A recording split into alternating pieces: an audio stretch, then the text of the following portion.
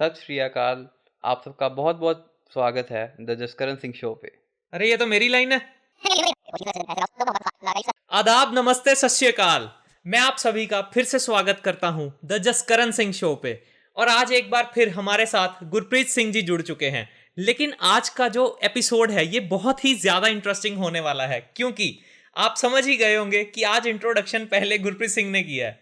तो आज हमारा रिवर्स पॉडकास्ट है। तो आज जो क्वेरीज होंगी वो गुरप्रीत जी पूछेंगे और आंसर मैं करूंगा। तो गुरप्रीत जी शुरू करते हैं। जी बिल्कुल, आप तैयार हैं? बिल्कुल बिल्कुल, हम तैयार हैं। ठीक है। तो आज मैं कुछ क्वेश्चंस ऑडियंस के भी हैं, कुछ क्वेश्चंस मेरे खुद के भी हैं। ठीक है, तो पिछली पॉडकास्ट को लेके ना मेरे दिमाग में कुछ क्वेश्चंस हैं, तो मैं आपसे पूछना चाहूँगा।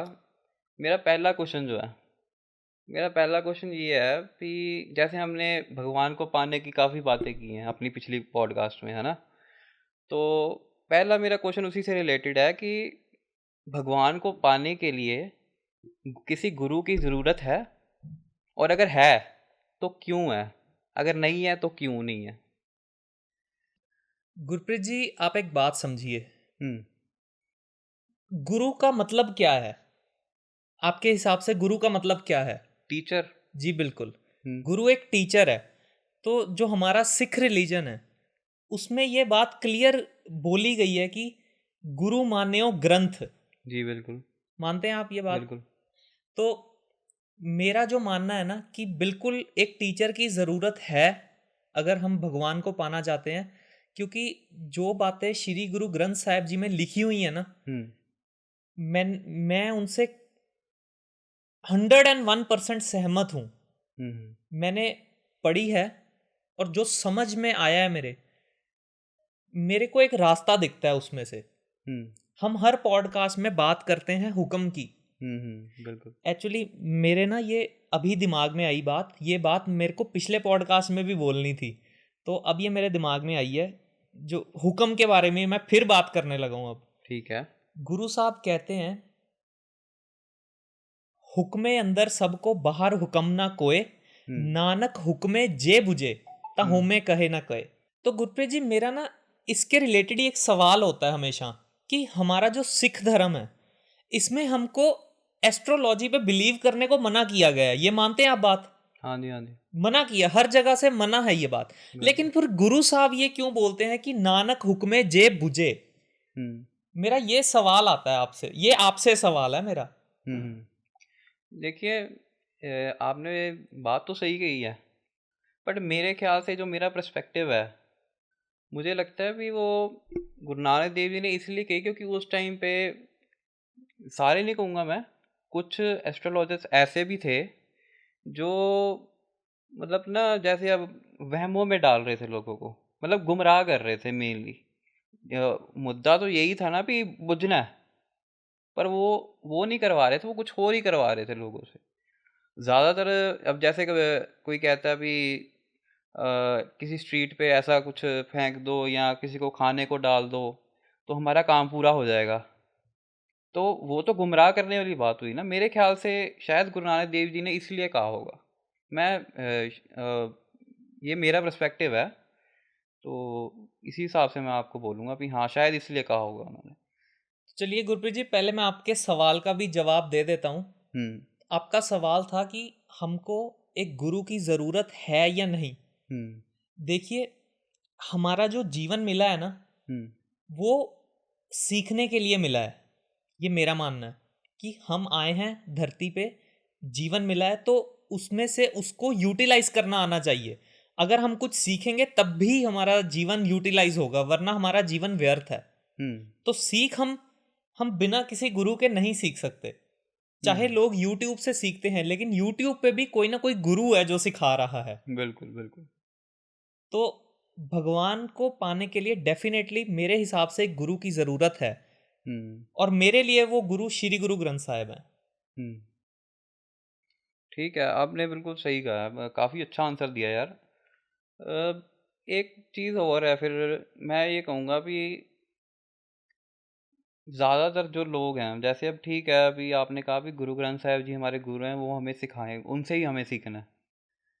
तो कुछ लोगों के लिए फिर शायद मुझे ऐसा फील होता है कि शायद गुरु ग्रंथ साहिब जी उनके लिए इनफ नहीं है, इसलिए लोग और भी सहारे ढूंढते हैं। जैसे कोई बाबा बैठे हुए बने हुए हैं जो भी, ठीक है, उनको उनको मत्था टेकते हैं, गुरु ग्रंथ साहिब जी की जगह उन्हें बेनती करते हैं। तो आप ऐसे लोगों को क्या कहना चाहेंगे या उन्हें क्या सलाह देना चाहेंगे? गुरप्रीत जी, मेरे हिसाब से ना जो ऐसे करते हैं ना, इसमें उनकी गलती नहीं है कोई। हम्म आपने बात जो कही कि उनके लिए शायद श्री गुरु ग्रंथ साहिब जी इनफ नहीं है, हम्म तो मेरे दिमाग में इंस्टेंटली क्वेश्चन आया, ऐसा क्यों? हम्म हमने पिछले पॉडकास्ट में डिस्कस किया था कि शब्दों का जो उच्चारण है ना, हम्म। वो आज की जनरेशन को बहुत डिफिकल्ट लगता है। हाँ जी, हाँ जी। जो गुरबाणी में जो वर्ड्स दिए हुए हैं, मेरे को भी नहीं समझ में आते कभी कभी। ये फैक्ट है गुरप्रीत जी, बहुत लोगों को नहीं आते। बिल्कुल। तो मेरे हिसाब से वो उस कमी को पूरा करने के लिए लोग बाबाओं के पास जाते हैं, लेकिन वो उनको और मिसगाइड करते हैं। हम्म मतलब कुछ और होगा, लेकिन बनाकर वो कुछ और बताएंगे। ठीक है, तो ये तो होगी हमारी प्रॉब्लम, है ना? तो इसका आपके हिसाब से क्या सोल्यूशन होना चाहिए कि ये चीज़ कम कैसे हो? गुरप्रीत जी, ये भी पिछले पॉडकास्ट में डिस्कस किया, धक्के खाने पड़ेंगे, ये आप ही ने बोला था। हाँ, बिल्कुल बिल्कुल। ये आप ही ने बात बोली थी कि अगर हमको जेन्युइनली इसके अच्छे मतलब समझने, जो एक्चुअल में उस वर्ड का मीनिंग बन रहा है, तो हमको हर जगह से 3-4 जगह से ढूंढना पड़ेगा और 3-4 पर्सपेक्टिव मिलेंगे हमको। ठीक है, काफ़ी अच्छा आंसर दिया यार। अब मेरा ये पर्सनल, ये मेरा क्वेश्चन है जो, हालांकि ठीक है, इस बारे में मैं भी स्टडी कर रहा हूँ तुम्हारे साथ, बट अभी है मेरे कुछ डाउट्स हैं। तो हम काफ़ी बार बात कर रहे हैं कॉन्शियसनेस के बारे में। कॉन्शियसनेस क्या है, और क्या ये ब्रेन, हमारा जो माइंड है, और कॉन्शियसनेस अलग अलग चीज़ है या एक ही चीज़ है? गुरप्रीत जी, इसकी बहुत सी रिसर्चेज हुई हैं। कॉन्शियसनेस क्या है, इसकी बहुत सी रिसर्चेज हुई हैं, और आज तक ये कोई भी प्रमाण कुछ भी दे नहीं पाया कि कॉन्शियसनेस क्या है। आपके पास कुछ है तो बताइए, क्योंकि मेरे हिसाब से तो कॉन्शियसनेस हमारी ईगो है। ठीक है, ये क्या मेरा बात है। ये मेरा पर्सपेक्टिव है। ठीक जो है। मैं है ना, मैं ये हूं, मैं वो हूं, मैं पीएम हूं। ठीक है। तो मेरे हिसाब से ये कॉन्शियसनेस, ये ईगो, समझ रहे हैं बात अब? ये ईगो ही कॉन्शियसनेस है हमारी। ठीक है। एक मिनट गुरप्रीत जी, एक मेरे को एक और बात अब बोलनी है। जरूर जरूर। अब आप पूछोगे तो अनकॉन्शियसनेस क्या है? हाँ। मेरे मुंह की बात छीन ली आपने। गुरप्रीत जी, मेरे को नहीं पता, अनकॉन्शियस बोलते हैं उसको, वर्ड अनकॉन्शियसनेस, मेरे को नहीं पता ये चीज। तो मतलब आप समझ गए मैं बोलना क्या चाह रहा हूं। तो मेरे हिसाब से वो जो हम एक्चुअल में हैं, वो है जो हमारी सोल है। ट्रू सेल्फ कहना चाह रहे हैं। ट्रू सेल्फ, बिल्कुल। जो कॉन्शियसनेस है ना, वो हमारे अनकॉन्शियसनेस पर एक पर्दा डाल देती है। हमारी जो एक्चुअल में बुद्धि होती है ना, ईगो उस पर पर्दे डालती है। जो हमारी कॉन्शियसनेस है वो हमारे ब्रेन पे, अनकॉन्शियसनेस अच्छा पे, जो ठीक है। आप ट्रू सेल्फ हो। ठीक है, तो मतलब आपकी कॉन्शियसनेस अनकॉन्शियस से आपका कनेक्शन ब्रेक करती है, इसका मतलब मैं ये समझना चाह रहा हूँ कि आप ये कहना चाह रहे हैं। ब्रेक नहीं करती गुरप्रीत जी, उस पर पर्दा डालती है। आप ठीक समझिए, है। आपको ना बड़ी एक ऐसी एग्जांपल देने वाला हूं, और दर्शकों को भी शायद आपको लगे कि आपका इस दुनिया में वजूद एक झूठ है। ठीक है। आप अपने जीवन में से सारी वस्तुएं हटा दीजिए जो आप पैसे से कमा ली हैं, पैसा भी हटा दीजिए, तो आपका वजूद क्या है? कपड़े, ये सब कुछ हटा दे, क्या है आपका वजूद? नथिंग, फिर तो कुछ बचा ही नहीं ना फिर। फिर तो कुछ बचा ही नहीं। ये हमारा ट्रू सेल्फ है। हाँ। क्योंकि आपको, मेरे को नहीं पता आपको पता हो, सिकंदर की एक कहानी है। अच्छा। अलेक्जेंडर द ग्रेट, कि वो जब हम्म। मरा था ना, उसने अपने ताबूत में वो सोने जो भी है वो भी साथ में दफन करवाए थे, ताकि ये पता रहे लोगों को हम्म। कि हम मरेंगे लेकिन रहेगा सब कुछ यहीं पे। क्या बात है। हाँ, ये तो काफ़ी एग्जांपल इनकी गुरु ग्रंथ साहिब जी ने भी दी हुई हैं, हवाला दिया हुआ है इन चीज़ों का कि जो भी हम देख रहे हैं, जो भी हमारे रिश्ते हैं, वो सब एक झूठ है, वो सच नहीं है। जो सच है हम उसे एक्सेप्ट नहीं कर पाते हैं। ये तो काफ़ी मैंने स्टडी किया। देखिए, अब ये इससे पता चलता है कि चीज़ें कितनी साफ सुथरी और आसान तरीके से हमारे सामने है, बट हम देख नहीं पा रहे। इसकी भी बहुत गहरी वजह है गुरप्रीत जी। हाँ। आप एक बात समझिए, जो 2000 के पहले वाली जनरेशन थी, हम्म। उनको कोई इतनी टेंशन नहीं होती थी, ये बात मानते हो आप? हाँ, बिल्कुल सही। वो किसी चीज की ना, मतलब बेपरवाह रहते थे। जैसे गुरु साहब ने बोला, नानक विग से बेपरवाह हो। हम्म। ग्रोथ हमेशा उसी बंदे की होगी जो बेपरवाह होगा। हाँ, बिल्कुल। तो वो क्यों था? आपको पता है ये बात? नहीं, आप बताइए। क्योंकि तब फोन नहीं थे, तब सोशल मीडिया नहीं था। क्या बात है। आज आजकल की जो पीढ़ी है, जो हम्म। जनरेशन है, इसमें क्यों डिप्रेशन बढ़ रहा है? ये सोशल मीडिया है ना, एक्चुअल में यही प्रॉब्लम है। ये हम्म। सोशल मीडिया ना बोथ है, एक्चुअली दोनों ही है, प्रॉब्लम भी है सोल्यूशन भी है। सोल्यूशन कैसे है? गुरप्रीत जी, सोल्यूशन ऐसे है, पहले प्रॉब्लम समझ आ गई आपको? हाँ, मैं एक्चुअली मैंने आपसे ये पूछना ही था, नेक्स्ट क्वेश्चन मेरा इसी से रिलेटेड था, आप खुद ही आ गए उस जगह पे। तो आप बताइए, एक्चुअली प्रॉब्लम भी मैं चाहूँगा आप थोड़ा विस्तार से और बताइए। तो प्रॉब्लम ऐसे है गुरप्रीत जी, जैसे आजकल ना, मैंने एक चीज़ नोटिस की। अब मैं भी सोशल मीडिया पे आ रहा हूँ, तो मैंने एक चीज़ नोटिस की। मैंने ना आज तक कभी स्नैपचैट नहीं चलाया था। ठीक है। तो मेरा एक दोस्त है, वो भी काफ़ी अच्छा इन्फ्लुएंसर है, ठीक है। ठीक हिंदू है। धर्म की बातें करता है, मेरा बहुत अच्छा दोस्त है वो।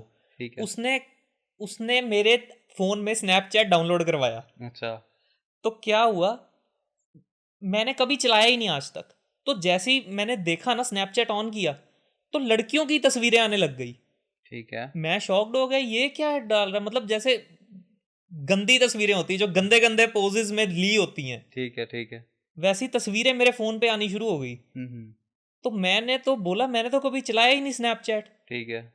आप अभी भी देख लीजिए, मेरे को 2-3 फॉलोअर ही आए हैं अभी तक। होता है ऐसा, मुझे पता है, हाँ बिल्कुल। तो मतलब हमारी जो जनरेशन है ना, वो यही चीजें देख रही है। हम्म। वो ऐसा गंद देखेंगी, तो हम्म। आपको लगता है कि उनका मन साफ होगा? जी नहीं, बिल्कुल डिस्ट्रैक्शन ही बनी रहेगी। डिस्ट्रैक्शन बनी रहेगी, हम्म। दिमाग में सिर्फ गंदे थॉट्स ही आएंगे। तो हाँ, आपने बिल्कुल सही कहा है। जैसे अभी अब मैं देख ही रहा हूँ, आजकल बहुत वायरल भी हो रही हैं सीरियल भी।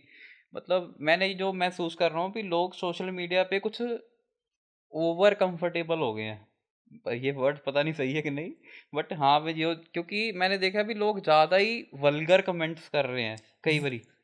मैं यही वर्ड बोलना चाहता था, वल्गर, मेरे दिमाग में आ नहीं रहा था। वल्गर, वल्गैरिटी बहुत बढ़ गई है हाँ सोशल जी, हाँ मीडिया जी, हाँ पे। जी।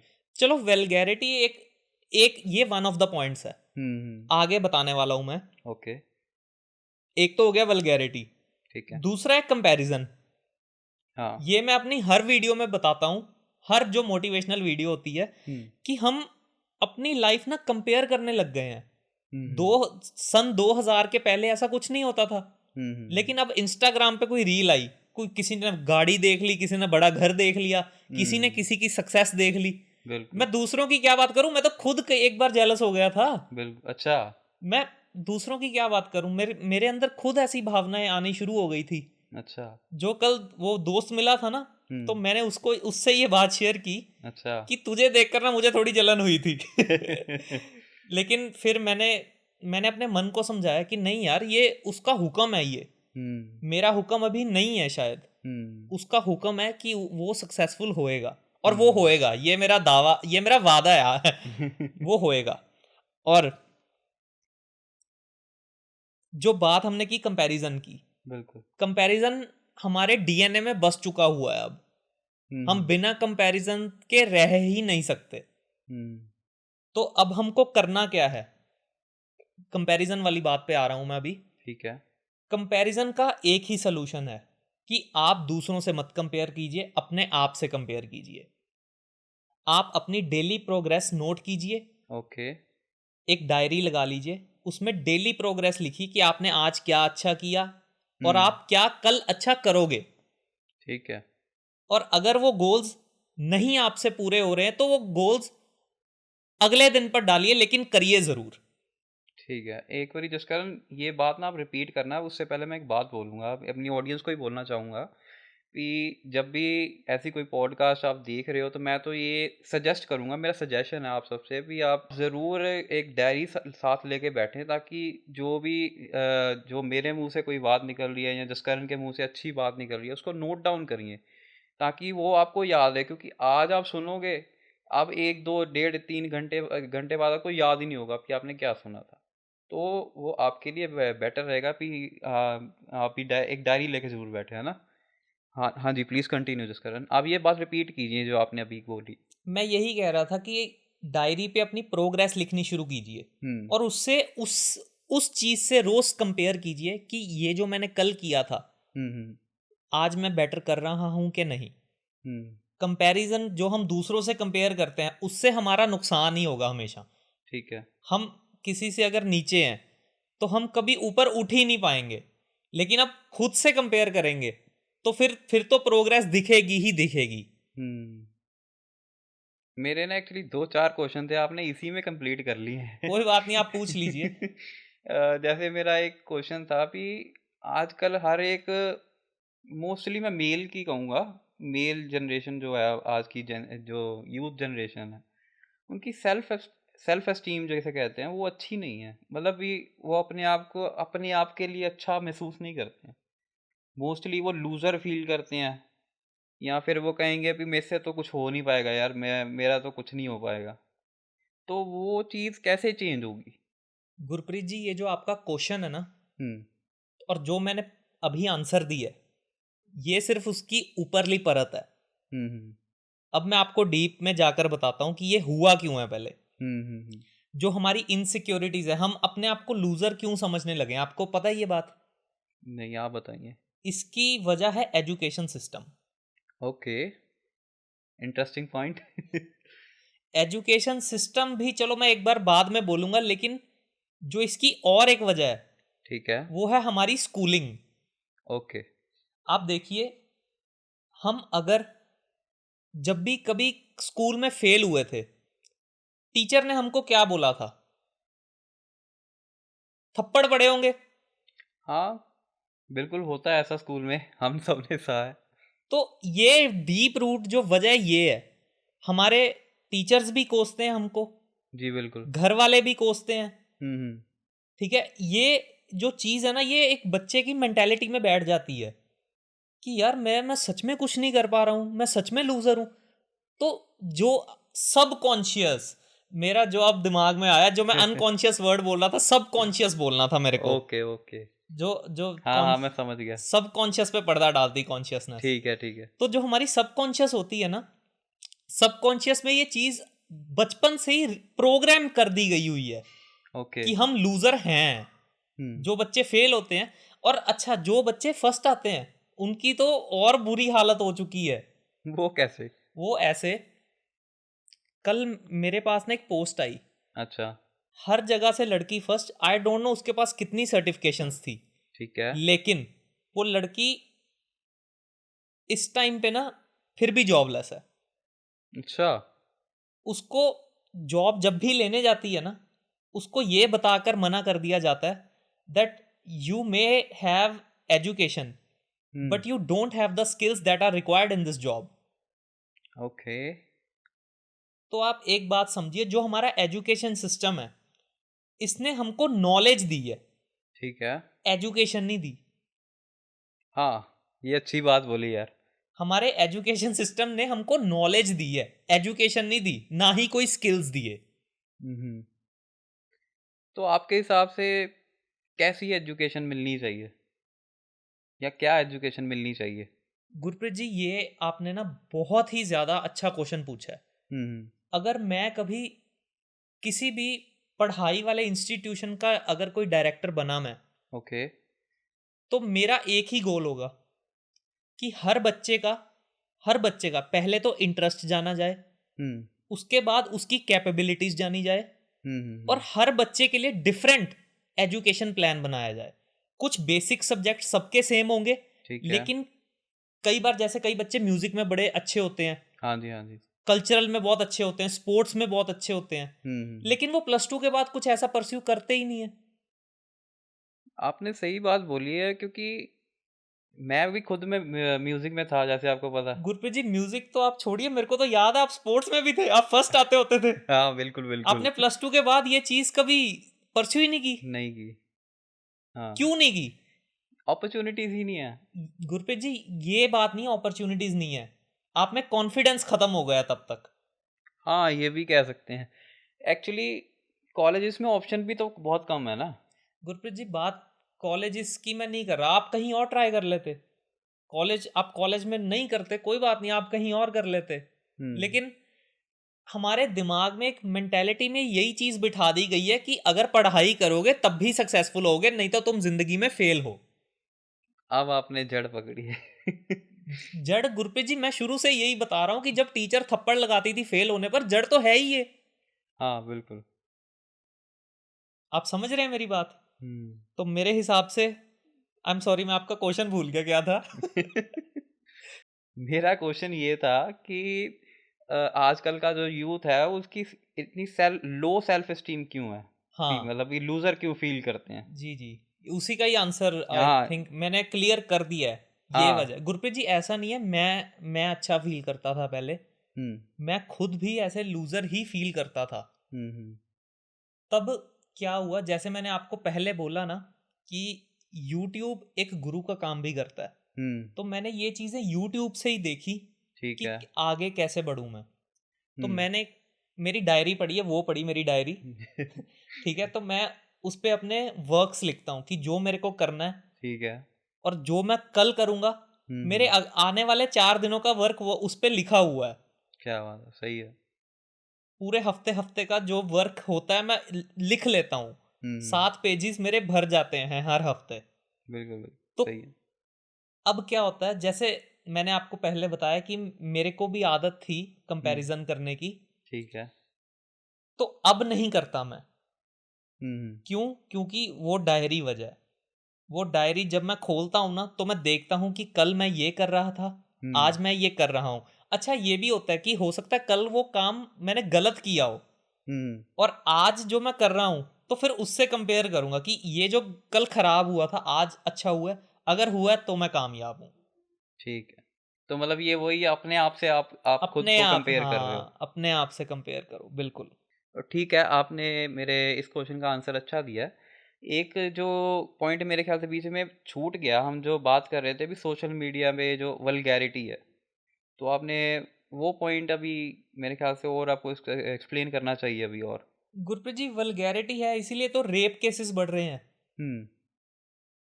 ये अभी होशियारपुर में जो हुआ है, आपको क्या लगता है ये ठीक हुआ है? जी बिल्कुल, किसी भी पर्सपेक्टिव से सही नहीं है। तो गुरप्रीत जी, ये आई थिंक ये हमको ही खुद को कंट्रोल करना पड़ेगा कि हम ना देखें, वल्गैरिटी ना देखें। अगर हम गंद देखेंगे तो समाज में गंद फैलाएंगे। हम्म। जसकरण, ये टॉपिक ना मेरे ख्याल से थोड़ा सा फिर ज़्यादा डीप चले जाता है, क्योंकि मैंने एक चीज़ देखी है। अब जैसे आप कह रहे हो भी कंट्रोल करें, तो सेल्फ कंट्रोल आजकल बहुत कम है यूथ में। उनको हर एक चीज़ एक्सट्रीम पे चाहिए। जैसे? जैसे खुशी है, कोई भी किसी को एंजॉयमेंट चाहिए, वो भी पूरे एक्सट्रीम लेवल पे चाहिए। और दुख है, इवन दुख भी लोग एक्सट्रीम पे खुद ले जाते हैं। वो चाहिए नहीं होता कि वो ले खुद जाते हैं। तो ये चीज़ है भी। एक और मैं मतलब पॉइंट ऐड करूँगा भी, अगर हम इस चीज़ को जितना कंट्रोल करने की कोशिश करते हैं ना, मान लो आपने 10 दिन कंट्रोल कर लिया, ठीक है, तो एक टाइम पर ऐसा आएगा भी वो फट जाएगा, और वो और ज़्यादा तरीके से उभर के बाहर आएगा। तो किसी चीज़ को कंट्रोल करे बिना हम उस पे कंट्रोल कैसे रख सकते हैं, आप ये बताइए। गुरप्रीत जी, इसका जवाब भी आप पिछले पॉडकास्ट में दे चुके हैं। बताइए कैसे। हमको स्टेबल होकर चलना पड़ेगा। मैं वही कह रहा हूँ, जसकरण स्टेबिलिटी आएगी कैसे? गुरप्रीत जी, बात फिर वही आ गई, स्टेबिलिटी हमेशा आती है एजुकेशन से, नॉलेज से नहीं आती। हम्म। समझ रहे हैं आप बात? कोई भी पढ़ा लिखा बंदा अच्छा। कोई गलत काम करने से पहले ना 100 बार सोचेगा। ठीक है। जो है ही अनपढ़, हम्म। जिसको पता है उसकी जिंदगी है ही जेल में, हम्म। आज कुछ क्राइम कर दूंगा 7 साल जेल में रह लूंगा, कल फिर से बाहर आकर क्राइम कर देंगे, फ्री में रोटियां खाएंगे जेल की, तो उसकी क्या जिंदगी है? ठीक है जसकरण, आप उसको एक क्रिमिनल क्रिमिनल के पर्सपेक्टिव से बात कर रहे हो, है ना? गुरप्रीत जी, नहीं, अभी मेरी बात पूरी होनी दीजिए कि ठीक है, आपने जो बोला भी यही क्रिमिनल बनते हैं आगे जाके, ये कहना चाह रहे हो ना भी यही माइंडसेट लेके जाता है आगे। बट एक चीज़ समझिए जिस कारण मैंने वीडियो देखी थी थोड़े टाइम पहले। तो वो उस लड़की ने मतलब भी ना उसको कोई लड़का गलत गलत डीएम कर रहा था। इवन वो लाइफ थ्रेटनिंग के डीएम्स कर रहा था, उस पे ऐसा भी लिखा हुआ तो भी तुम्हारे घर आ जाएंगे, तुम्हारी इज्जत लूट लेंगे, मतलब ऐसी बातें कर रहा था वो डीएम पे। तो उस लड़की ने मतलब उसी के कमेंट्स उठा के स्क्रीनशॉट लगा के उसने रील बना दी भी ये देख लो क्या चल रहा है। तो बंदे ने फिर काफ़ी शर्मिंदा होकर माफ़ी भी मांगी, इवन वीडियो बना के खुद उसने डाली है। तो ये चीज़ है भी उन्हें रिग्रेट भी तो फील हो रहा है ना ये चीज़ करने का, तो मतलब मैं ये कहना चाह रहा हूँ कि उनका कोई भी अंदर से वो मुजरिम नहीं बने हुए हैं। उन्हें ये आसपास की जो कंडीशंस हैं उन्हें ऐसी मिल रही हैं जो उन्हें बढ़ावा दे रही हैं। तो मैं ये कह रहा हूँ कि वो कंडीशंस को कैसे हम इम्प्रूव कर सकते हैं या उन कंडीशंस को कैसे हटा सकते हैं। गुरप्रीत जी, आपने एक बात बड़ी गलत कही है कि हम्म। उनको रिग्रेट फील हो रहा है। ओके। ओसामा बिन लादेन को रिग्रेट था? जी नहीं, उसको उसको तो नहीं, उसने बोला ही है ना। उसकी क्या कंडीशन थी आप मेरे को बताइए, वो तो पढ़ा लिखा भी था अब। नहीं, मैं उनकी बात ही नहीं कर रहा हूँ ना जिन्हें गुरप्रीत जी, रिग्रेट नहीं है। आप बात नहीं समझ रहे मेरी, आप बात ही नहीं समझ रहे मेरी। ओके। आप समझिए, ओसामा बिन लादेन जो था, हम्म। आई डोंट नो उसने कितने हजारों बंदे मारे, बिल्कुल सिर्फ बिल्कुल। एक अटैक से हजारों बंदे मार दिए। ठीक है। उसको कभी रिग्रेट हुआ उस चीज का? जी नहीं। नहीं हुआ ना। नहीं। मेरा क्वेश्चन है क्यों नहीं हुआ? शायद वो शायद उसे ठीक लग रहा होगा कि हाँ मैं ठीक कर रहा हूँ। क्यों ठीक लग रहा था? मेरे ख्याल से उसे गाइडेंस ही ऐसी मिली है शुरू से कि ये क्यों? करना सही है। क्यों गुरप्रीत जी, क्यों? आप बताइए, मैं नहीं जवाब दे सकता इसका। बात फिर मैं वहीं पे लेकर आ रहा हूँ, हुक्म। ओ। ठीक गुरप्रीत है। जी, ये उसका हुक्म था कि वो इतने बंदे मारेगा। हम्म। हम ये सोचते हैं कि उसने मारे, कभी हमने हम्म। ये सोचा कि अगर ये चीज प्रमाणित है कि हुक्म अंदर सबको, हो सकता है भगवान मरवा रहा हो उससे? बिल्कुल पॉसिबल है। पॉसिबल नहीं है। Okay okay. पॉसिबल नहीं मैं बोल रहा, मैं कह रहा हूं है, 100% है ये। ठीक है ठीक है। हर धर्म में लिखा है, कोई भी बड़ी आफत जब आती है, कोई भी नेचुरल डिजास्टर होते हैं, वो भगवान करवाता है। कोई भी बड़ी संख्या में मौतें होती हैं, भगवान करवाता है। हम्म। ये मैं नहीं बोल रहा हूं, ये ग्रंथों में लिखा है। बिल्कुल बिल्कुल। और एक चीज और समझिए आप, ये अगर उसका हुक्म था ओके। कि इतने बंदे मारने हैं, ठीक है। जब ये हुक्म पूरा हो गया, ओके। तो फिर अमेरिकन का भी तो ये हुक्म हो गया ना कि अब इसको मारना है। हम्म। तो ये हुक्म तब जारी हो गया अमेरिकन को कि अब तो इसको ढूंढ के मारेंगे, चाहे जैसे मर्जी मारे। बिल्कुल बिल्कुल। तो अब आप समझिए, मैं आपको जो बात करने वाला हूं, जो होशियारपुर में हुआ है, ओके। ये हुआ तो बहुत गलत है, जी लेकिन बिल्कुल। अब हम पंजाबियों का ये हुक्म है हम्म। कि इनको भगाना है यहां से। क्या बात है, बहुत अच्छी एग्जांपल दी जसकरण, बहुत अच्छी दी।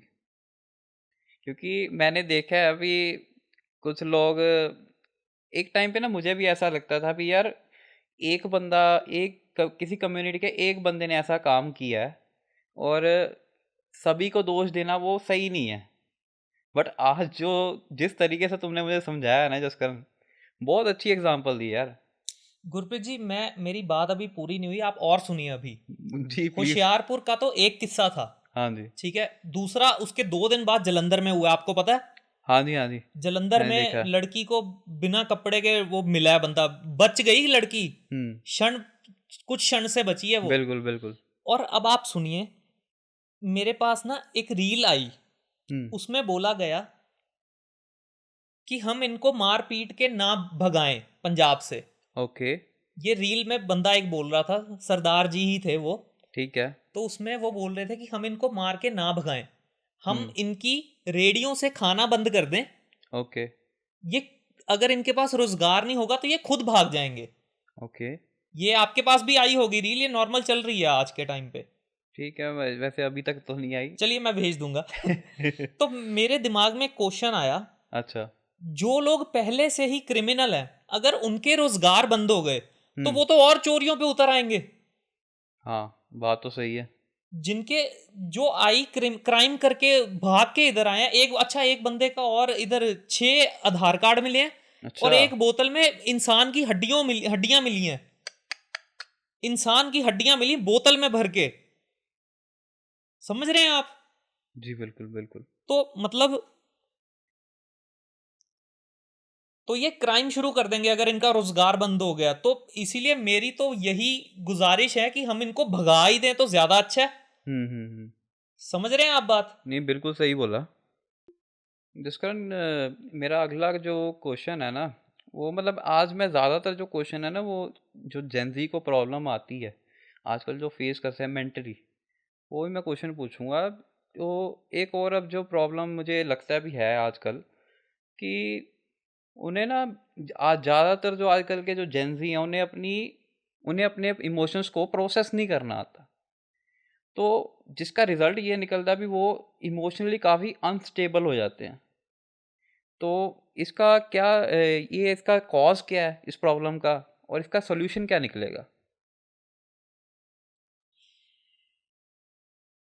एक और मैं सॉरी ऐड ज़रूर करूँगा कि जिसका एक और प्रॉब्लम या आगे जाके जो ये निकलती है कि उनकी मैरिजेस सक्सेसफुल नहीं हो पाती हैं काफ़ी हद तक, जिसकी वजह डिवोर्स रेट बढ़ रहे हैं आजकल। तो ये बड़ा ज़रूरी मैटर है, मैं चाहूँगा कि आप इस पे थोड़ा सा लाइट डालें। गुरप्रीत जी, मैं ना आपका क्वेश्चन जरा समझ नहीं पाया। अगर वो इमोशनली अनस्टेबल हैं हम्म। तो इसमें मतलब वो कुछ कर रहे हैं, कुछ दिक्कत हो रही है? मैं वही कह रहा हूँ ना। अब आप देखिए, मैं ज़्यादातर मेल्स को लेके चलूँगा, कि ज़्यादा उनमें उनमें देखने की प्रॉब्लम देखने को मिलती है ये प्रॉब्लम। क्योंकि अ, आजकल के जो लड़के हैं, वो खुल के किसी से बात नहीं करते जल्दी, अपने अंदर चीज़ों को दबाए रखते हैं, जिसका रिजल्ट ये निकलता भी थोड़ा डिप्रेशन में चले जाते हैं। ठीक है। तो वही यही मैं कह रहा हूँ, इसका रिजल्ट ये निकलता है, वो डिप्रेशन में जाते हैं, उन्हें ये नहीं पता होता भी किसको क्या बात बोलनी है। उन्हें कईयों को ये फिर ये भी डर बन जाता है कि वो अगर कुछ गलत बोल दिया उन्होंने कहीं किसी में जाके, तो उसके बारे में क्या सोचा जाएगा। गुरप्रीत जी, मैं इसका जवाब एक्चुअली अभी दे चुका हूँ कि ये इसकी सारी जड़ सोशल मीडिया ही है। हमारा अच्छा। ध्यान उसमें इतना ज्यादा हो गया है कि हम अपनी असली लाइफ जीना भूल चुके हैं। ठीक है। एक्चुअली मैं ना एक बंदे को जानता हूँ, वो इस टाइम अपनी जिंदगी में कुछ नहीं कर रहा। ठीक है। सारा दिन वो बस रील्स स्क्रॉल करता है, 8 घंटे रील स्क्रॉल करता है वो बंदा। अच्छा। अरे बाप रे। आप समझ सकते हैं कि मतलब डिप्रेशन क्यों ना हो। हम्म। एक ना, एक बड़े सियाने बंदे ने एक बात बोली थी कि हमको डिप्रेशन काम करने की वजह से नहीं होता, काम ना करने की वजह से होता है। हाँ बिल्कुल बिल्कुल। I agree totally. अगर हम कुछ कर रहे हैं तो एटलीस्ट हमको एक सेटिस्फेक्शन तो है ना कि एटलीस्ट हम ग्रो कर रहे हैं। हाँ। हम कुछ कर ही नहीं रहे तो फिर क्या डिप्रेशन ही होगा और क्या होगा, आप मेरे को बताइए। तो आप जो आप सोल्यूशन मांग रहे हैं ना कि इसका सोल्यूशन क्या हो सकता है, कि अगर जो बंदे डिप्रेशन में बैठे हैं हम्म। उनका सोल्यूशन यही है कि आप कुछ स्टार्ट करो, चाहे कुछ छोटा स्टार्ट कीजिए, कुछ भी, लेकिन स्टार्ट कीजिए।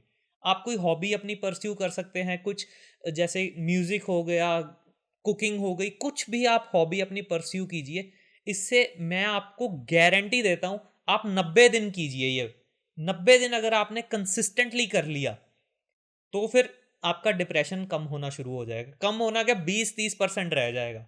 उसकी भी मैं वीडियोस बनाता रहता हूँ, वो आप मेरी और देख लीजिएगा, वो भी निकल जाएगा। बिल्कुल, बिल्कुल। अ, अब मैं एक इसी से रिलेटेड बात करूँगा। अभी आप कुछ सिम्पटम्स थोड़ा डिस्क्राइब कीजिए कि डिप्रेशन के सिम्पटम्स क्या होते हैं? क्योंकि मैंने देखा है कुछ लोग जो डिप्रेशन में होते हैं उन्हें पता ही नहीं होता वो डिप्रेशन में है। ये बहुत अच्छी आपने क्वेश्चन पूछा है कि हुँ, सिम्टम्स क्या होते हैं। सिम्टम्स मैं आपको सही में बताऊं, जो सबसे बड़ा सिम्टम है एक हुँ, डिप्रेशन का, वो है एस्केपिज्म। ओके। एक जो इंसान है ना, वो रियलिटी एस्केप करने की कोशिश करता है। कैसे करता है? स्क्रॉलिंग।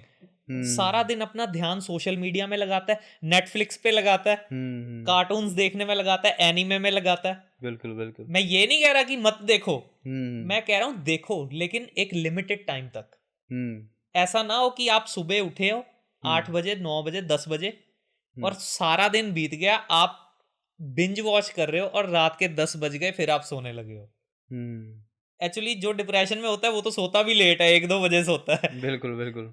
आजकल तो सभी मेरे ख़्याल से ब 11-12 के बजे पहले कोई सोता नहीं है, नहीं, बहुत कम है। 11-11 बजे तो आजकल आम हो गई है बात। हाँ। लेकिन जो 2-3 बजे सो रहा है, उसकी तो क्या ही नींद पूरी होगी। हुँ, हुँ, जो हुँ। 2-3 बजे सो के 6-7 बजे उठ रहा है, उसकी क्या नींद पूरी होगी?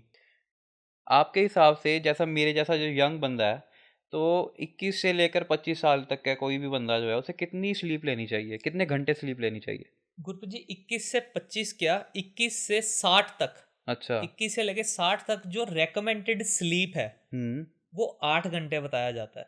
ओके, ठीक है, लेकिन आप 6 से 8 घंटे के बीच ले रहे हो स्लीप, तो ठीक है, इट्स ओके। 6 से 8 घंटे ओके हैं। ठीक है।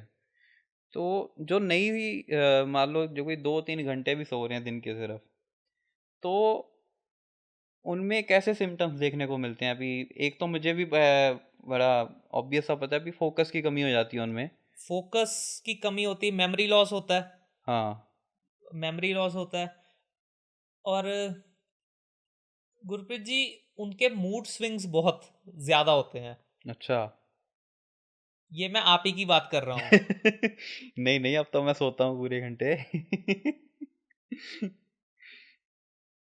जसकरण जो हमने अभी थोड़े टाइम पहले सबकॉन्शियस माइंड की बात की है, तो ये मैंने हर मतलब हर एक जो स्पिरिचुअल गुरु है, जैसे ओशो भी हो गए और भी हो बहुत हैं, तो सबने ये कहा है भी सबकॉन्शियस माइंड जो है वो बहुत पावरफुल चीज़ है।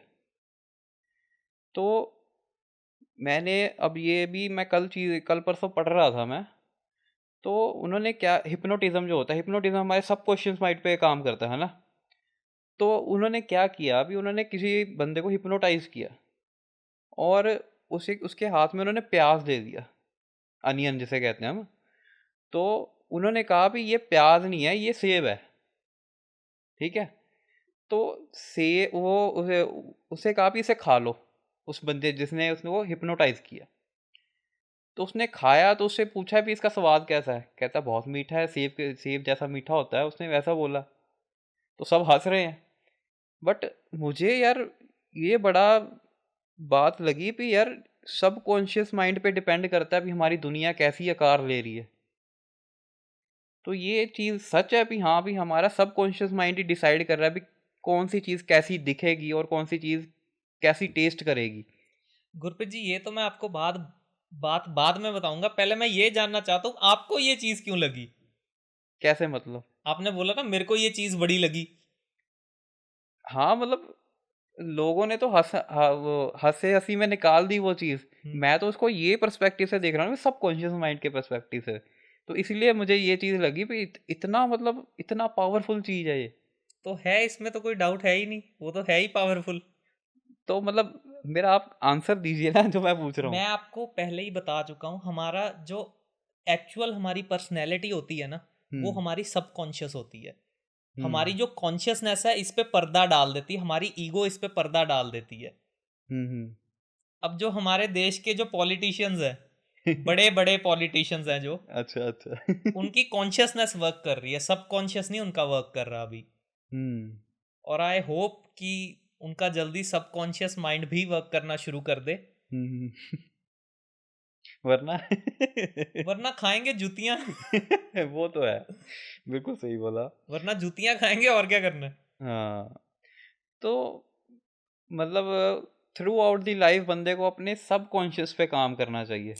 गुरप्रीत जी, ओके ठीक है, सबकॉन्शियस पे काम करना चाहिए। मेरा सवाल है आपसे, कैसे करेंगे आप?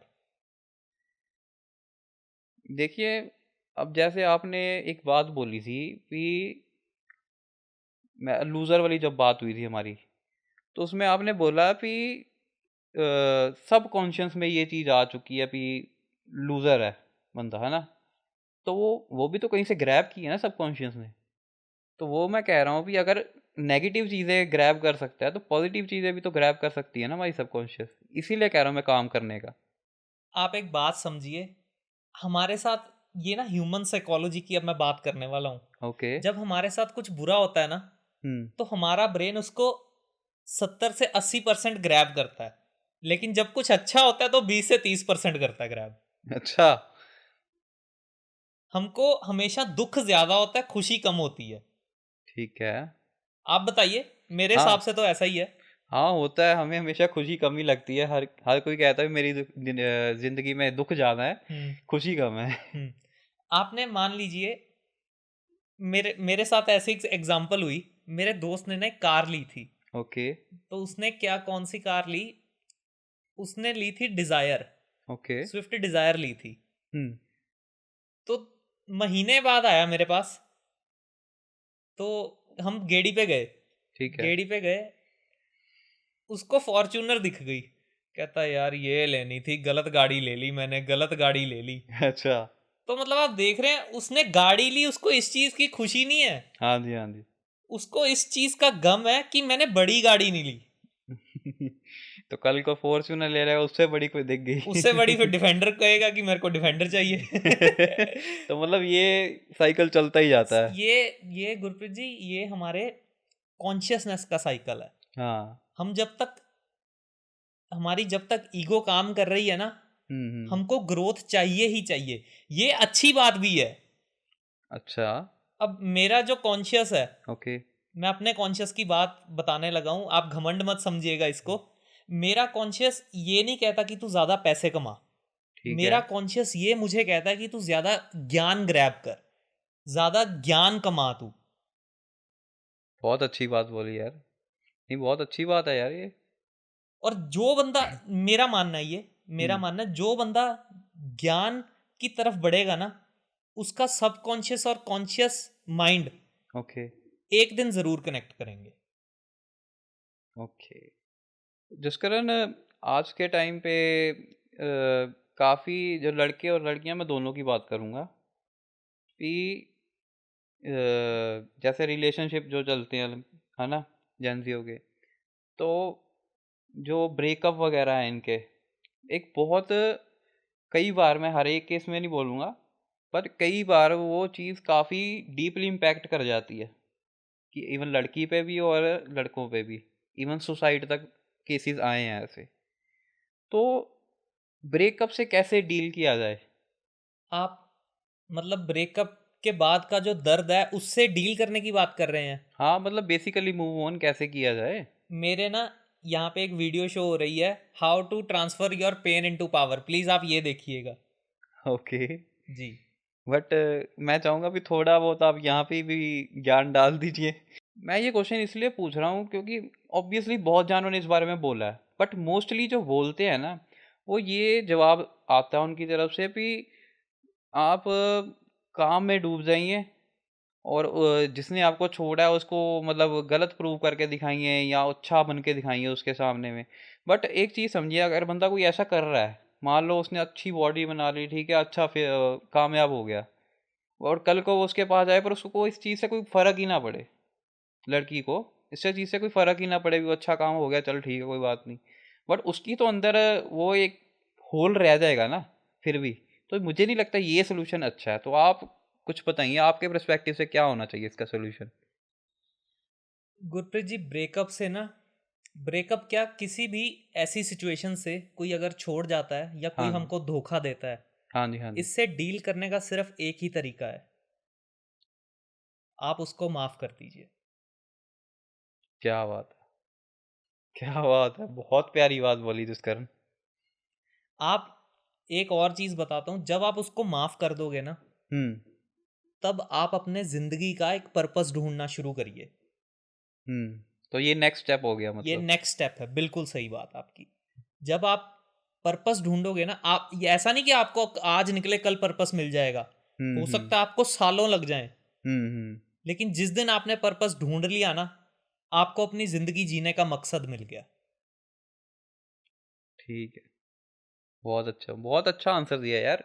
ये मतलब काफ़ी यूनिक आंसर दिया, क्योंकि मोस्टली मैंने देखा भी यही आंसर देते हैं जो मैंने आपको बताया था।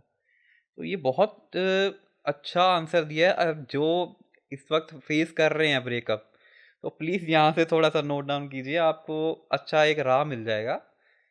तो हम आगे बढ़ते हैं। नहीं गुरप्रीत जी, मैं इस बात को थोड़ा और बताना चाहूँगा। बिल्कुल, बिल्कुल। Please continue. मैंने ये बात भी बड़े आसानी से बोल दी कि माफ़ कर दीजिए, क्योंकि उस टाइम पे ना माफ़ करना आसान होता नहीं है। हाँ, हाँ। तो आप धीरे धीरे उसकी गलतियां सोच सोच कर उसको माफ करना शुरू कीजिए। जैसे कोई ब्रेकअप एक गलती से तो होता नहीं, बिल्कुल, बिल्कुल। कितनी हजारों गलतियां होती तब भी एक ब्रेकअप होता है ना। अगर हुँ। एक गलती से हो गया तो फिर तो वो प्यार था ही नहीं कोई, हाँ। फिर तो कोई लव था ही नहीं वो। हुँ, अगर हजारों गलतियां जो की हैं, उनको धीरे धीरे आप सोच सोच कर एक एक करके माफ करना शुरू कीजिए। आपको दर्द होगा, हुँ, हुँ, तकलीफ होगी आपको, लेकिन जब आप जो निखर के आएंगे ना, आप थैंक यू करोगे मेरा। हुँ। बहुत प्यारी बात बोली यार। तो जिस कारण हमने जो मेडिटेशन की बात करी थी पहली पॉडकास्ट में, अगर आप याद हो, कि एक मेडिटेशन करने का हमने तरीके के बारे में बात की थी कि अपने थॉट्स को देखो, है ना? गुरप्रीत जी, मैं पहले क्लियर करता हूँ, ये बात आपने की थी, मैंने नहीं। बिल्कुल, हाँ, मैंने की थी। हाँ। ठीक है, मैंने की थी। हाँ, अब आगे बोलूँ मैं? जी जी बोलिए। तो मैंने जो बात की थी, वो तरीके के बारे में जो बात की थी, तो उसमें जैसे हम अपने थॉट्स को विटनेस कर रहे हैं, तो वो सबकॉन्शियस माइंड के थ्रू हम विटनेस कर रहे हैं। नहीं, वो कॉन्शियस माइंड है। ओके, तो फिर हमारा मोटिव तो सबकॉन्शियस से कनेक्ट होना है ना? बिल्कुल। तो वो कैसे होंगे हम? वो अगर कैसे वर्क कर रहा है मैकेनिज़्म, ये पूछ रहा हूँ मैं। वो मैकेनिज्म ऐसे वर्क कर रहा है, अगर जो आपके कॉन्शियस माइंड के जो थॉट्स हैं, अगर वो, जैसे आप समझ लीजिए ये हमारा सबकॉन्शियस है, जिससे हमने कनेक्ट करना है, ये हमारा कॉन्शियस माइंड है। ओके, और यहाँ पे हम हैं, अच्छा, यहाँ से हम आ रहे हैं, पहले हमारे सामने ये खड़ा है, कॉन्शियस माइंड। कॉन्शियस माइंड खड़ा है। इसके थॉट जब तक क्लियर नहीं होगे, आप यहाँ तक कैसे पहुंचोगे। हाँ, हाँ, ठीक है। और गुरप्रीत जी, मैं आपको ये भी एक चीज बताना चाहता हूँ कि मेडिटेशन का कोई एक तरीका नहीं होता। हुँ, बिल्कुल, दुनिया में 800 करोड़ लोग हैं, ठीक है। हर इंसान अपने तरीके से मेडिटेट करता है। मैं आपको, आपने जो तरीका बताया, हो सकता है आपके लिए काम आ गया हो, लेकिन दूसरों के लिए ना आए, फिर हाँ, लोग तो बिल्कुल। आपको गालियां देंगे ना। हाँ, बिल्कुल, बिल्कुल। तो मैं कभी भी किसी को मेडिटेशन का कोई तरीका नहीं बताता, मैं हुँ, बस ये कहता हूं कि आप अपने थॉट्स क्लियर कीजिए, मेडिटेशन तो उसके बाद में शुरू होगी। तो आप ये कह रहे हैं कि ये एक बड़ा बेसिक हाँ, पहला स्टेप है। पहला स्टेप है ये ओके। पहला स्टेप है। तरीका मैं कभी नहीं बताता कि कैसे करो। तो मान लीजिए जिसने पहला स्टेप चढ़ लिया है, जिसके थॉट्स क्लियर हो चुके हैं, मतलब काफ़ी हद तक कह रहे हैं, पूरी तरह से तो नहीं, कि उसने पहला स्टेप चढ़ लिया है, तो उसके लिए सेकंड स्टेप क्या रहेगा? मैं आपसे वही तो बता रहा हूँ, मैं बताता ही नहीं हूँ। पहला स्टेप क्यों बता रहा हूँ, क्योंकि ये जो पहला स्टेप है, ये मेडिटेशन में नहीं आता। तो ये मेडिटेशन नहीं कहेंगे हम ये इसको? मेडिटेशन नहीं है। अच्छा, तो आप कहना चाह रहे हैं कि ये जो पहला स्टेप के बाद बंदा खुद एक्सप्लोर करता है अपना बिल्कुल बिल्कुल। आगे का रास्ता। बिल्कुल बिल्कुल। अच्छा, जिस कारण एक मेरा क्वेश्चन है कि जैसे आजकल अब जैसे मैं भी हूँ और मेरे जैसे कई लड़के हैं या लड़कियां हैं, तो अब जैसे आपने कहा था कि जो आपके हिसाब से ठीक लगता है, भले ही दुनिया के हिसाब से गलत हो, पिछली पॉडकास्ट में बोला था, वो आपको करना चाहिए। तो कई बार ऐसा होता है कि आप कोई काम करने जाते हो, आपकी फैमिली को वो ठीक नहीं लगता और वो आपको वहीं पे रोकने की कोशिश करते हैं, जिसकी वजह मतलब जिसके रिजल्ट्स कभी कभी ये भी निकलते हैं, अभी घर छोड़ के चले जाते हैं कुछ बच्चे। तो आप बताइए कि किसी बच्चे को ऐसा स्टेप लेना चाहिए भी घर छोड़ के चले जाना चाहिए या फिर समझाना चाहिए पेरेंट्स को कौन सी बेटर चॉइस रहेगी? गुरप्रीत जी, हमारा जो सिस्टम बना हुआ है ना इंडिया का, हम्म। ये मैं सही नहीं मानता। कैसे? देखिए, हर बच्चा अलग होता है। बिल्कुल। हर बच्चे की कुछ ना कुछ कैपेबिलिटीज होती हैं बिल्कुल। और कुछ डिसएडवांटेजेस होती हैं। हम्म। जो बच्चे पढ़ाई में नहीं आगे होते, वो हम्म। या कल्चरल्स में होते हैं या स्पोर्ट्स में। हम्म। मैं पहले ही ये बात बता चुका हूँ, हमारा जो एजुकेशन सिस्टम है ना, ये बस नॉलेज देता है, हम्म। हम्म। एजुकेशन नहीं देता। हम्म। हम्म। आपने जो बात पूछी कि बच्चे को भाग जाना चाहिए, देखिए मैं इसका जवाब नहीं दूंगा, ये बड़ा कंट्रोवर्शियल हो जाएगा। हाँ। लेकिन अगर मैं होता और मुझे कुछ जो मैं करना चाहता हूँ नहीं करने दिया जाता, तो मैं भाग जाता। मैं अपनी बात बताता हूँ, हम्म। मैं भाग जाता। लेकिन भगवान की कृपा से मेरे साथ कभी ऐसा नहीं हुआ। हम्म। और मेरे फादर मेरे पे इस चीज़ पे बहुत प्राउड फील करते हैं कि मैंने जो जो जिंदगी में सोचा है ना, मैंने वो जिंदगी में किया है। हम्म। आपको पता ही है, मैं हर जगह पंगे ले लेता हूँ। बिल्कुल बिल्कुल। पंगे की वजह से ही आज यहाँ पे बैठे पंगे की हैं। वजह से ही आज हम यहाँ पे बैठे हुए हैं। हाँ। जिंदगी में मेरा सच बताऊं, मरने से पहले ना एक पंगा लेना मेरा सपना है। ये क्या पता है? क्या? स्काई डाइविंग करना, प्लेन से छलांग लगाना, ये मेरा सपना है। क्या बात है? हो सकता है कईयों की निगाहों में ये पागलपन हो, हाँ। कई कई कहेंगे ये भी कोई सपना है, ये तो छोटा सा सपना है, लेकिन ये मेरा सपना है हम्म। और मुझे ये पूरा करना है। बिल्कुल। मतलब आप कहना चाह रहे हैं कि अपने अंदर की चीज़ों को दबा कर नहीं रखना चाहिए, जो आपकी इच्छाएं हैं उनके लिए काम करना चाहिए बंदे को। गुरप्रीत जी, हमारा जन्म ही इसीलिए हुआ है कि जो इच्छा है वो पूरी करो। नहीं, आजकल कर नहीं ना रहे हैं लोग। गुरप्रीत जी, तो वो भगवान की तरफ जा ही नहीं सकते ना। ये जो हम्म। मोह माया है, जो लोग कहते हैं कि मोह माया से दूर रहो, हम्म। मेरा सवाल है, जो बाबा लोग हैं वही कहते हैं मोह माया से दूर रहो, तो हम्म। वो खुद पैसे क्यों लेते हैं? बिल्कुल बिल्कुल। देखिए, मैं आपसे बिल्कुल नहीं कहूंगा कि मोह माया से दूर रहिए, मोह माया में घुसिए। जब आप एक मोह माया पा लेंगे ना, तब आपको रियलाइज होगा कि ये चीज झूठ है। उसके बिना रियलाइज नहीं होगा। बहुत बहुत बहुत डीप बात बोली आपने। Very nice. Actually Guru Nanak Dev ji ना का भी तो यही था ना। उन्होंने जैसे सन्यासी होते हैं वो घर छोड़ के चले जाते हैं, है ना, सब छोड़ देते हैं, कपड़े भी जंगलों में जाके रहते हैं। तो गुरु नानक देव जी ने इसका बिल्कुल अपोजिट बोला कि आप घर में रहकर, मतलब अपनी जो गृहस्थी लाइफ है उसमें रहकर आप भक्ति कीजिए, है ना। तो ये आपने जो बात बोली काफी मेल खाती है। नहीं गुरप्रीत जी, उनकी बात बहुत सही है, लेकिन मेरा पर्सपेक्टिव अलग है। मैं कह रहा हूं, आप समझिए, कुछ लोग क्या करते हैं, पैसे का लालच छोड़ देते हैं। हम्म। वो कहते हैं, क्यों छोड़ते हैं वो भी बताने वाला हूं, क्योंकि उनसे कमाया नहीं जाता। अच्छा। ये 90% ऑफ द केसेस में ये वजह है। वो हम्म। पैसे का लालच छोड़ देते हैं क्योंकि उनसे वो चीज कमाई ही नहीं जा रही। मिल वो नहीं रही उन्हें। मिल नहीं रही, क्योंकि वो उसके लिए इतना यत्न ही नहीं करते। ठीक है।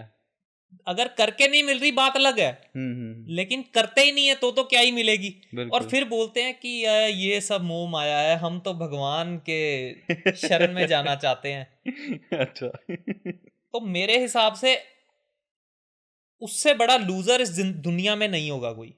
हम्म। भगवान तक आप पहुंच ही तब सकते हैं जब आप अपनी इच्छाएं पूरी कर लें। हम्म। जब तक इच्छा ही बाकी है मन में, क्या करोगे आप? तो इसका ना फिर मैं ये तुमसे पूछूंगा, मान लीजिए किसकी डिजायर ये है पैसा कमाना, तो वो तो सारी उम्र पैसा ही कमाता रहेगा। आप कह रहे हो भी मान लीजिए किसी की डिजायर थी भी अच्छा घर लेना, ये वो तो चलो उसने ले लिया, उसको सेटिस्फाइड हो जाएगा वो। पर जिसका डिजायर ही सिर्फ पैसा कमाना है, इकट्ठा करना है, वो कैसे इस चीज से निकलेगा? गुरप्रीत जी, मैं आपसे एक बात पूछता हूँ। अंबानी अंबानी का ये डिजायर है कि पैसा कमाना है, ठीक है। क्या वो खुश है आज? उसके बेटा उसका, समझ रहे हैं, उसको कोई हाँ। प्रॉब्लम है, मैं मजाक नहीं उड़ा रहा उसका, जेन्युइनली मैं बता रहा हूँ ये बात। तो वो हम्म। खुश है आज, मेरे को बताइए आप। जब हम हम्म। पैसा कमा लेते हैं ना, ये बात हमको तब समझ में आती है कि पैसा ही नहीं है सब सब कुछ। लेकिन हम्म। जिसने कमाया ही नहीं, तो उसके लिए तो पैसा ही है। तो मतलब क्यूरियोसिटी बनी रहती है उसके मन में कि कैसा लगता है पैसा कमा के। बिल्कुल बिल्कुल बिल्कुल। हाँ हाँ तो हाँ। यही मैं बात आपसे बता रहा हूँ कि जब तक उसने पैसा नहीं कमाया ना, हम्म। वो ये चीज समझ ही नहीं पाएगा कि पैसा कुछ नहीं है। क्योंकि तब तक उसके मन में यही लालच है कि मेरे को हम्म। पैसा कमाना है। हम्म। बात खत्म। तो ये कंडीशन सब पे तो नहीं लागू होती, क्योंकि कईयों की डिजायर ही नहीं होती है। कईयों को मतलब कोई कुछ लोग तो झोंपड़ियों में भी खुश है। तो उनको कैसे भगवान मिलेगा, ये बताइए। अब उनके पर्सपेक्टिव से बात करते हैं। गुरप्रीत जी, मेरे को आप एक बंदा दिखा दीजिए जो झोपड़ी में खुश है। एक बंदा। हाँ, मैं आपको बता देता हूँ। जैसे अब हमारे जो आपने देखा वो बंजारे आते हैं, वो कहीं पे सेटल नहीं होते हैं। वो जहाँ पे रुकते हैं झोंपड़ी लगाते हैं और अपना कमा के फिर आगे निकल जाते हैं। ठीक है, आपने पूछा उनसे कि आप खुश हैं? हाँ, ये भी तो सही बात बोली आपने, मैंने नहीं पूछा। आप पहले पूछिए उनसे कि वो खुश हैं अपनी जिंदगी में। अगर उनको मौका मिले, करोड़ करोड़ रुपया हम दे, तो आप ये काम छोड़ दोगे? अगर कोई बंदा ना बोले ना, तब मेरे को बुलाना। हम्म। करोड़ नहीं तो 10 करोड़ में मान जाएगा। सौ हम्म। करोड़ में तो 100 करोड़ मना कर दिया भाई, फिर तो फिर तो वो भगवान का बंदा हो गया। नहीं, भगवान का बंदा नहीं, फिर तो मैं उसको बेवकूफ बोलूंगा। अच्छा, चलो जसकर, अब मैं थोड़ा सा ना तुमसे शायद मुश्किल क्वेश्चन पूछूंगा कि तुम आंसर देने में, चलो आप सोच के देना जवाब। मैं जो मेरा अब जो क्वेश्चन है ना कि जैसे ये काफ़ी टाइम से ना ये जो मुद्दा बना रहा है और आज भी है कि जैसे कुछ लड़कियां हैं, मैं सारी की नहीं बात कर रहा, कुछ लड़कियां जो हैं वो ऑनलाइन अपने जो वीडियोस वगैरह, मैं बात कर रहा हूँ प्राइवेट वीडियोस की, तो वो सेल कर रही हैं।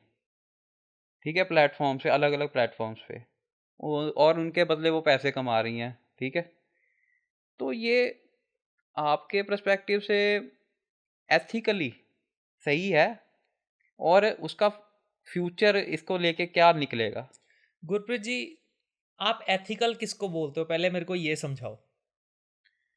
एथिक्स में जो ये कहना चाह रहा हूँ कि जो मुझे अंदर से लग रहा है कि हाँ ये मैं सही कर रहा हूँ।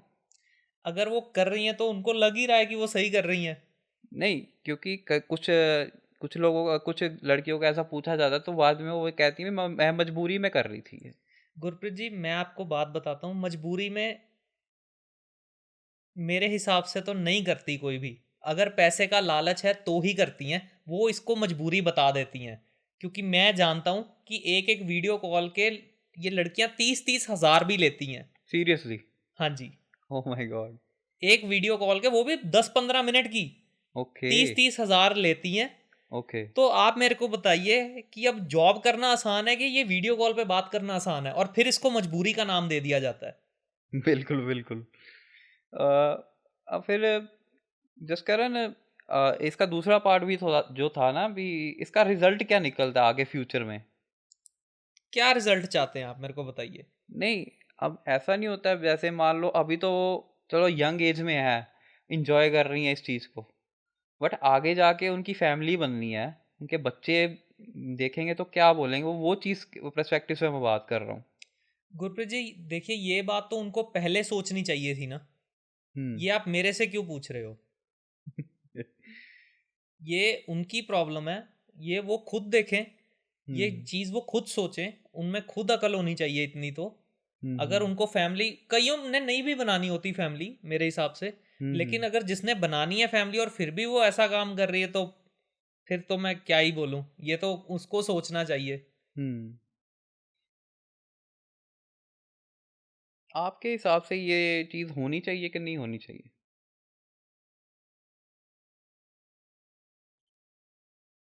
गुरप्रीत जी, मेरा ना पर्सपेक्टिव थोड़ा डिफरेंट है और हो सकता है मेरे को इस चीज़ पे गालियां भी पड़ जाएं। मैं सोचता हूँ प्रोस्टिट्यूशन लीगल हो जानी चाहिए। ये तो एक्चुअली मैं आप शायद एक्सपेक्ट नहीं करोगे, पर मैं आपसे अग्री करता हूँ। क्योंकि मेरे हिसाब से जितना हमारे देश में रेप केसेस बढ़ रहे हैं ना, रेप केसेस को कम करने का मेरे हिसाब से अब जो सोल्यूशन बच गया, अब मेरे हिसाब से प्रोस्टिट्यूशन लीगल कर देनी चाहिए, और कोई है नहीं यहाँ पे।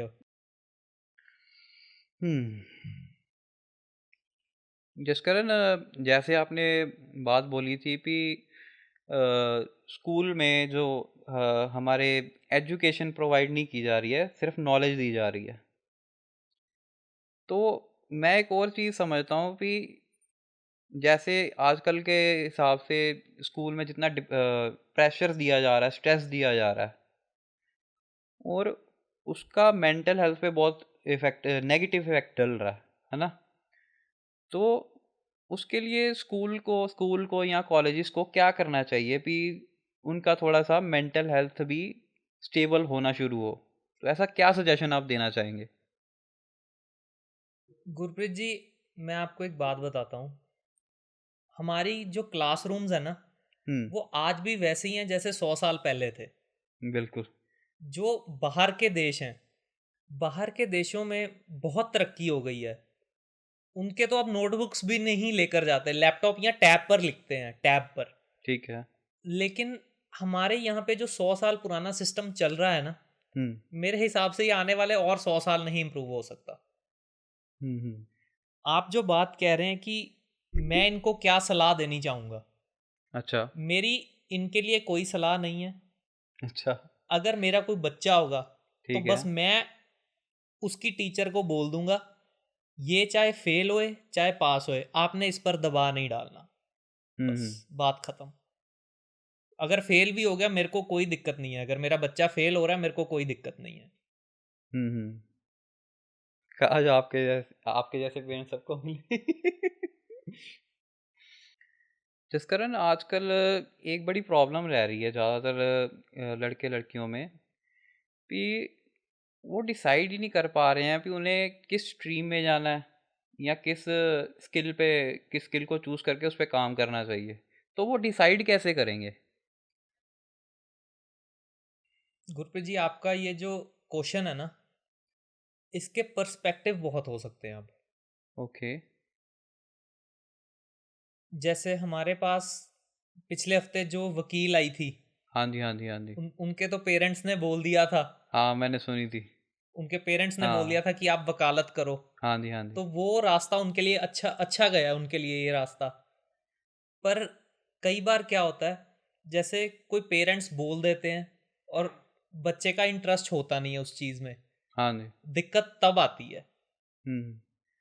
तो या तो आप अपने पेरेंट्स की मानकर वो चीज़ कर लें जो वो करवाना चाहते हैं, अगर आपका इंटरेस्ट है उसमें, वरना सारी ज़िंदगी आप तंग ही होगे, धक्के ही हाँ। खाओगे अगर इंटरेस्ट नहीं है। नहीं तो दूसरा रास्ता ये है कि आप हर चीज़ ट्राई करो। जब तक जो आपके मन में आ रहा है ना कि मैं इसमें आगे बढ़ सकता हूँ, आप ट्राई कीजिए। हो सकता है 1 साल में ना हो, 2 साल में ना हो, 3 साल में ना हो, कभी तो होगा, कभी तो होगा कुछ। और एक ना, एक्चुअली सोशल मीडिया की वजह से ना हमारी एक जो सक्सेसफुल होने की जो एज है वो बहुत कम हो गई है। 20 साल का बच्चा बोल रहा है मेरे जिंदगी में कुछ कर नहीं पाया। भाई अभी तेरी जिंदगी शुरू भी नहीं हुई। जिंदगी शुरू होगी 25 के बाद। बिल्कुल, बिल्कुल। आप समझ रहे हैं बात? हाँ। क्योंकि कुछ 15 साल के, 16 साल के, ऐसे 10 साल के बच्चे भी ऐसे इन्फ्लुएंसर बने पड़े हैं, करोड़ों में कमा रहे हैं यार वो। हाँ, हाँ, इसकी बिल्कुल। वजह से ना हमारे जो एक सक्सेसफुल होने की एज जो कभी 56 थी, 56 46 इस एज में जाकर लोग सक्सेसफुल होते थे, आज वो कम होकर 20 हो गई है। कईयों के लिए तो 15 है। 15 साल की उम्र में बोल रहे हैं हाय मैंने 15 साल में कुछ किया नहीं, मेरी जिंदगी खत्म हो गई। तो समझ रहे हैं आप बात, ये सोशल मीडिया का ही ये सारा इन्फ्लुएंस है। तो मतलब घूम घूम आके सारी बात यहीं पे आ जाती है सोशल मीडिया गुरप्रीत जी पे। मेन जड़ ही ये है, क्योंकि जितना अच्छे से हम सोशल मीडिया यूज कर सकते हैं ना, हम उतना ही इसको नेगेटिवली यूज कर रहे हैं। समझ रहे हैं आप बात? ये जो अच्छी चीजें लोग कम देखते हैं, जो गंदी चीजें हैं, जो वल्गैरिटी है वो ज्यादा देखते हैं, पॉर्न बहुत देखते हैं लोग। तो जिस कारण अगर कोई मान लो आप जैसे बोला अभी वल्गैरिटी बहुत है, अभी लोग पॉर्न देख रहे हैं, तो वो उसकी भी तो कोई वजह है ना।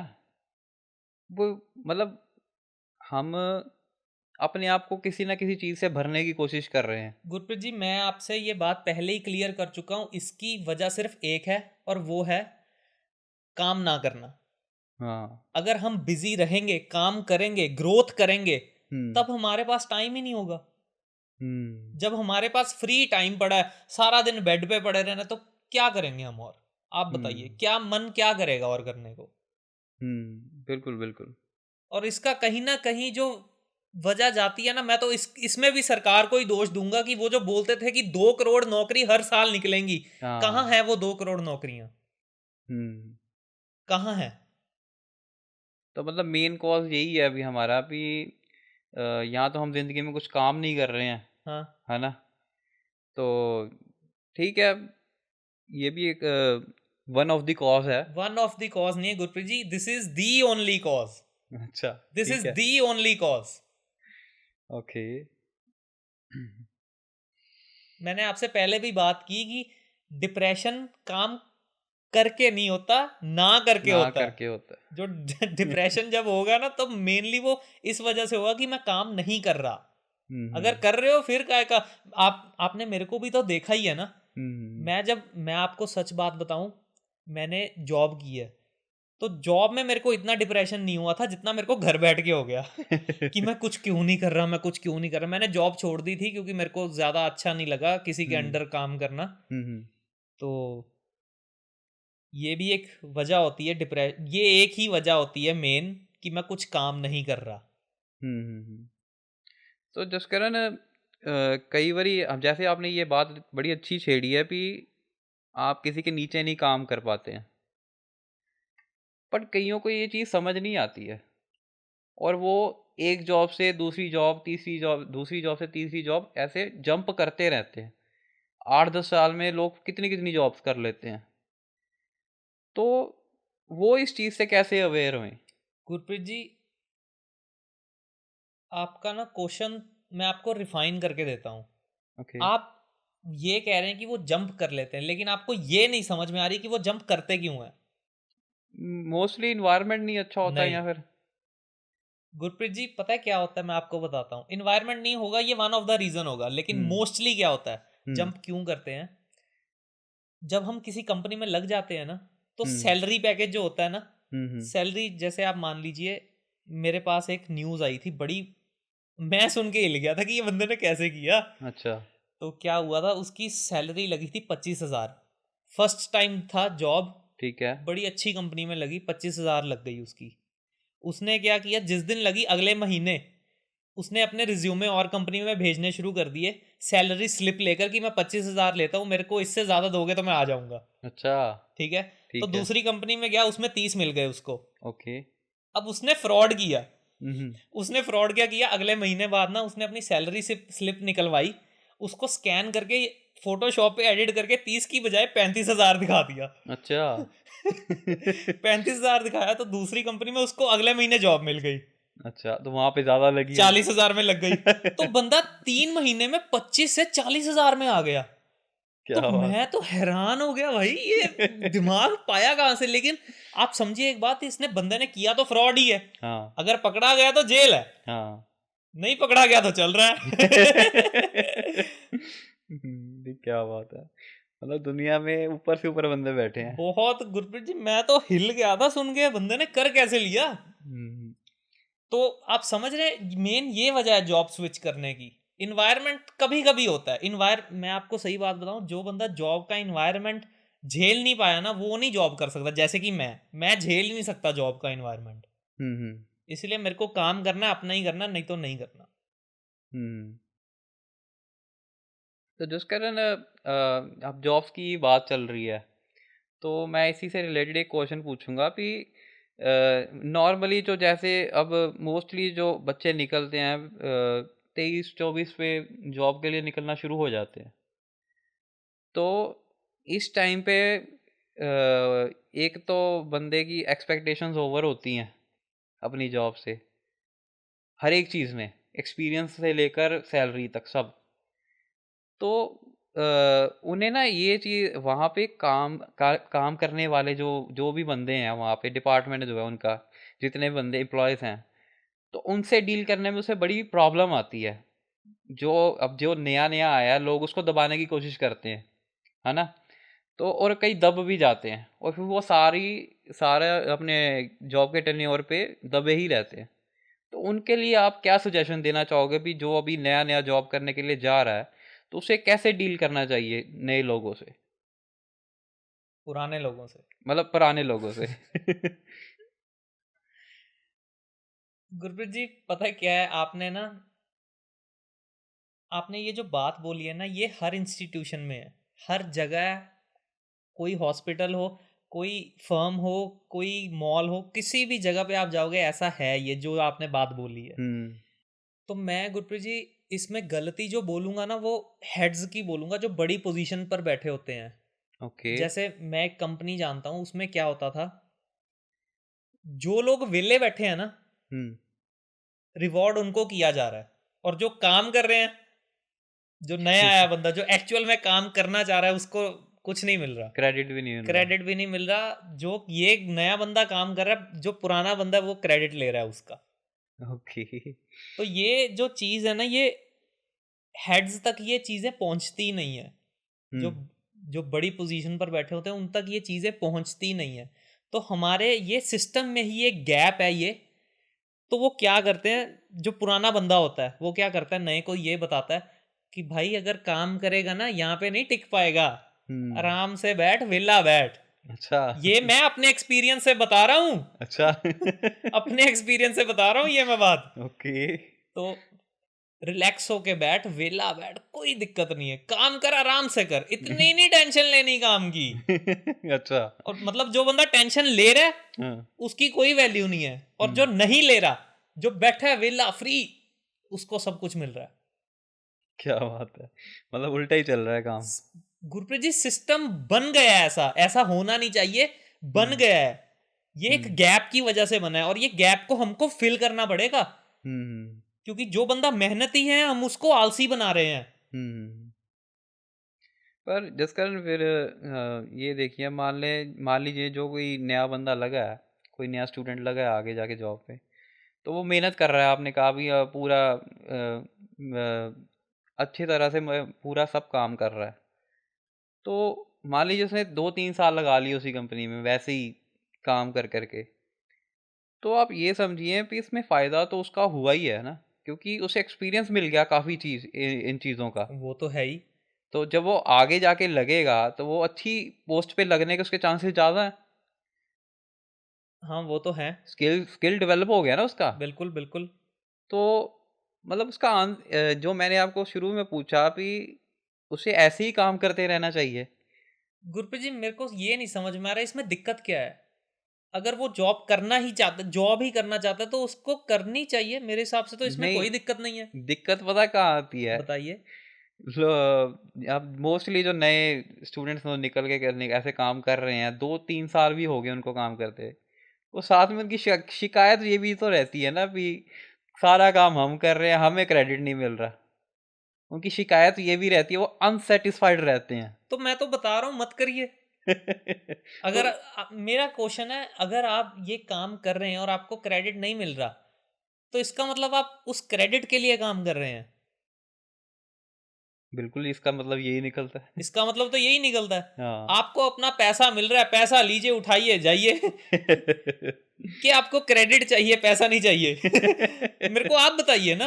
हाँ, कि दोनों चाहिए, ये भी होता है, दोनों चाहिए होते हैं। बिल्कुल, कईयों को दोनों भी चाहिए। बिल्कुल। हाँ। तो मैं ये कह रहा हूं कि अगर तो आपको क्रेडिट भी चाहिए, पैसा भी चाहिए, हम्म। फिर तो जॉब मत कीजिए। फिर अच्छा। तो जॉब मत कीजिए आप, फिर जॉब आपके लिए नहीं बनी। फिर आप अपना बिजनेस कीजिए, उसमें क्रेडिट भी मिलेगा और ढेर सारा पैसा भी मिलेगा। हाँ, ये अब आंसर निकला मेरे क्वेश्चन का। सो आई होप आप सबको ये पॉडकास्ट अच्छा लगा हो। अगर आपको ये पॉडकास्ट अच्छा लगा है तो प्लीज़ लाइक कीजिए, कमेंट कीजिए और शेयर कीजिए उन लोगों के साथ जो इन सब प्रॉब्लम से गुजर रहे हैं। और सब्सक्राइब ज़रूर कीजिए ताकि मेरी आने वाली वीडियोस आप सब तक पहुंच सके। तो चलिए मिलते हैं नेक्स्ट वीडियो में, तब तक के लिए अलविदा।